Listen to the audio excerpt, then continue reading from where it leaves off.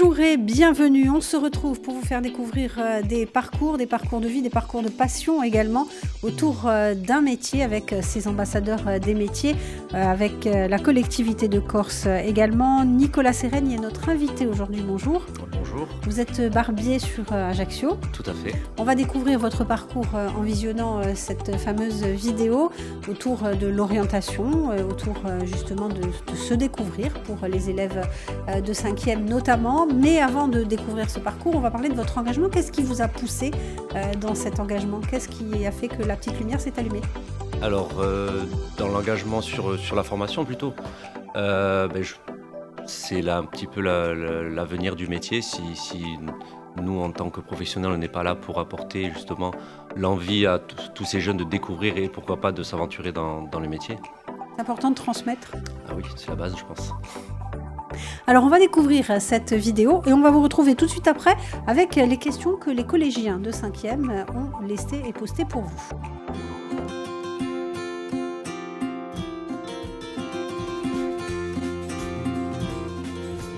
Alors bonjour, je m'appelle Nicolas Sérène, je suis coiffeur, homme aujourd'hui, et barbier. J'ai entamé un cursus des plus simples en faisant un CAP mixte.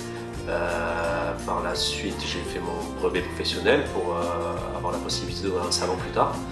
J'ai été responsable de salon mixte pendant quelques années et ensuite j'ai voulu justement me diriger vers la coiffure masculine et barbier, quelque chose que j'avais envie déjà de faire depuis quelques années.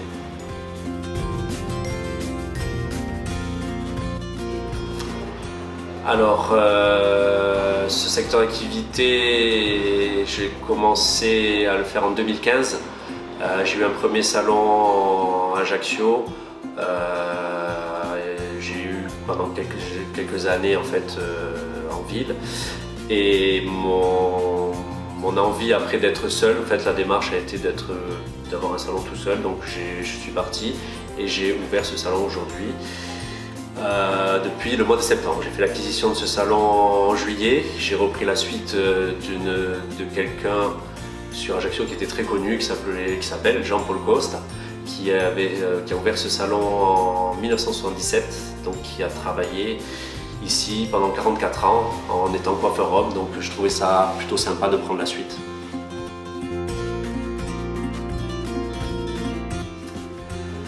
Ce que j'apprécie dans mon métier, bon, le contact humain bien sûr, parce qu'on a affaire tous les jours à des personnes différentes.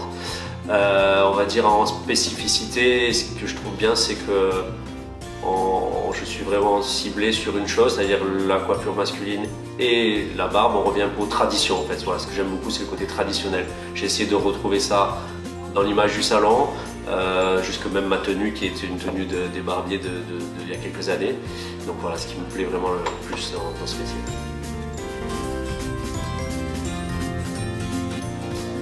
Alors honnêtement, je n'ai pas rencontré de difficultés. J'ai la chance de faire un métier où il y a de l'emploi. Le fait de se spécifier coiffeur en barbier, c'est très recherché. Donc aujourd'hui, je pense que on ne peut pas être demandeur d'emploi dans cette voie parce qu'il y a vraiment beaucoup de choix, de travail dans les différentes villes, pays.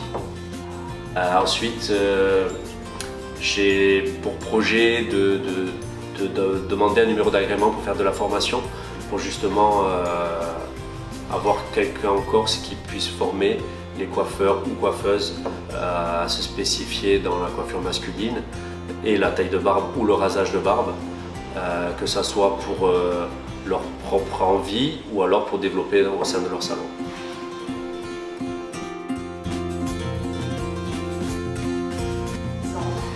Dans 10 ans, je me verrai bien à la retraite. Non, je plaisante. Dans 10 ans, l'idéal, je me verrai toujours là, bien sûr, à m'occuper de mes clients, à partager encore avec mes clients. Mais surtout, ce que j'aimerais, ça serait donner petit à petit la suite, travailler avec quelqu'un pour pouvoir prolonger justement l'histoire du salon avec une autre personne plus tard.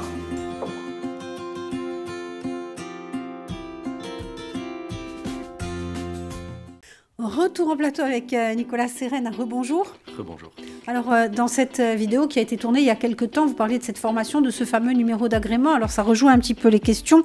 Est-ce que c'est facile de trouver une formation? Est-ce que ce numéro d'agrément, vous l'avez eu? Qu'est-ce qui s'est passé depuis? Alors, j'ai pris un petit peu de retard pour ce fameux numéro d'agrément, pour la simple et bonne raison où j'ai un planning très chargé au salon, donc par manque de temps.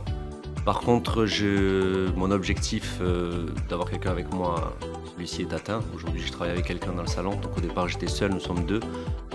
J'ai l'avantage de travailler avec un jeune qui est ambitieux, qui est sérieux. Donc là, je vais, dans un premier temps, on va revenir à la question qui m'était posée dans 10 ans, justement. J'ai commencé un petit peu par ça, pour pouvoir par la suite m'alléger un peu dans mon planning. Et à ce moment-là, m'orienter un peu plus sur la formation et justement de demander ce numéro d'agrément. Alors, revenir un petit peu sur les études, puisque les collégiens se demandent qu'est-ce qu'il faut faire pour arriver à exercer votre métier. Alors, donc le métier de barbier est tout simplement le métier de coiffeur ou coiffeuse. On va commencer la première étape par un CAP qui se fait en centre de formation d'apprentissage, en CFA. Je sais que sur le continent, ça se fait également sur des écoles privées aussi. Donc là, ça c'est la première étape. Avec un CAP, on peut travailler dans un salon, être employé dans un salon, que ce soit pour coiffeur mixte ou éventuellement barbier. Pour ça, éventuellement, il est conseillé de faire une réelle formation barbier pour l'approfondir par rapport à la formation de base de CAP. Voilà. Ensuite, une fois que ce CAP est obtenu, on a la possibilité de s'orienter vers un brevet professionnel. Le brevet professionnel permet, lui, de pouvoir être soit responsable d'un salon ou d'être son propre patron, d'ouvrir son salon. Ce métier de barbier, c'est un métier dans un métier, en fait. Tout à fait, c'est vraiment un métier dans un métier. Très souvent, c'est des métiers qu'on fait par passion. Moi, ma première passion est de revenir aux sources du métier de coiffeur homme, où à l'époque, tous les dimanches matin avant d'aller à l'église, les hommes allaient se faire raser. Bon, malheureusement, je suis fermé le dimanche, mais on ne va pas retourner à ça, mais d'essayer vraiment de continuer dans cette tradition. Vous disiez dans la vidéo, cette tenue aussi traditionnelle, elle fait partie de votre ADN? Tout à fait. La tenue, le look du salon, j'ai essayé de garder quelque chose de le plus ancien possible, que ce soit donc en déco, le son musical rythme notre travail, c'est du jazz, c'est des musiques un petit peu d'époque, donc j'essaie de perpétuer ça au maximum. Autre question, à quel âge avez-vous décidé de faire ce métier? Et quand vous aviez l'âge de ces élèves de 5e, qu'est-ce que vous vouliez faire? Alors, quand j'étais en 5e, je n'avais pas du tout la vision de la coiffure, absolument pas, je n'avais absolument pas pensé. Comme beaucoup de jeunes aujourd'hui, je ne savais pas trop quoi faire justement. Et quand je suis arrivé en 3e où il a fallu m'orienter, je me posais toujours cette fameuse question. Et j'ai la chance d'avoir un grand frère qui est très posé, très réfléchi. Et je me souviens d'avoir passé Alors la coiffure était une direction de ma maman qui m'avait conseillé de faire ce métier, elle me voyait bien dans ce métier. Et je me souviens avoir passé une bonne heure dans la chambre avec mon frère en tête-à-tête à discuter le pour et le contre. Et c'est lui qui m'a un petit peu convaincu de continuer dans cette voie.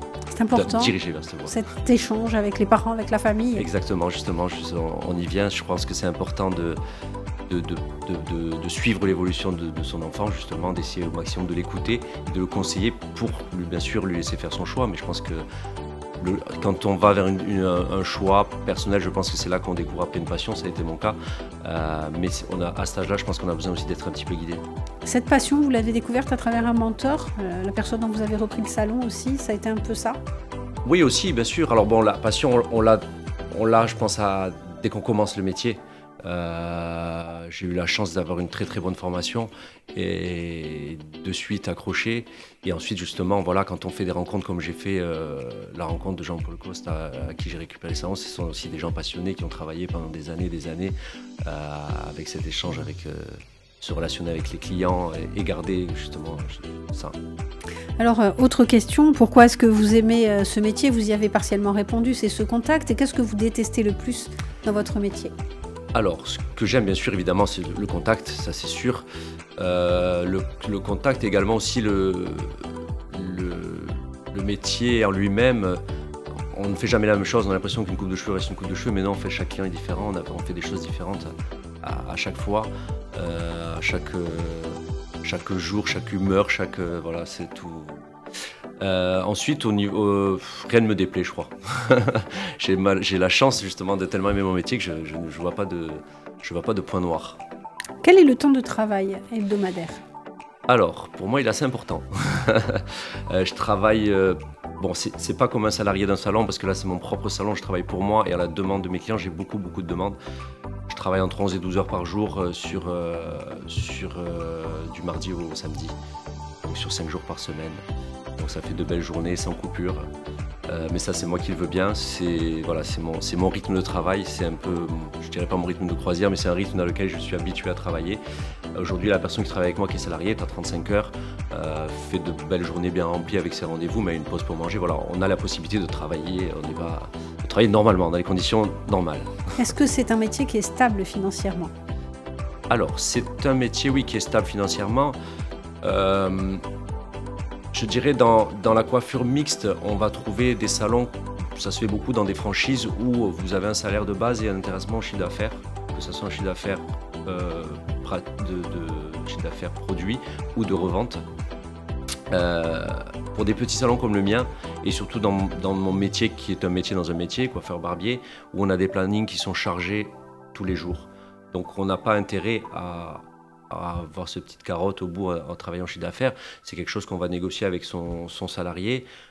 On est dans les grilles de base plus, on va dire, de la coiffure en général, parce qu'on demande quand même beaucoup. C'est un métier de concentration. Quand on fait un rasage, quand on fait tout ça, on a quand même des outils entre les mains qui font qu'on a de la responsabilité. Donc les salaires ne sont pas des gros salaires. Voilà, sont comme des salaires dans les métiers manuels. Est-ce que c'est un métier qui est recherché aujourd'hui en Corse? Alors oui, bien sûr, c'est un métier qui est recherché. Encore hier, j'ai croisé un confrère qui a un salon. Je lui ai demandé comment ça allait. La première chose qu'elle m'a dit, c'est comme d'habitude, je cherche du personnel. Comme dans beaucoup de branches de métier, je crois, aujourd'hui.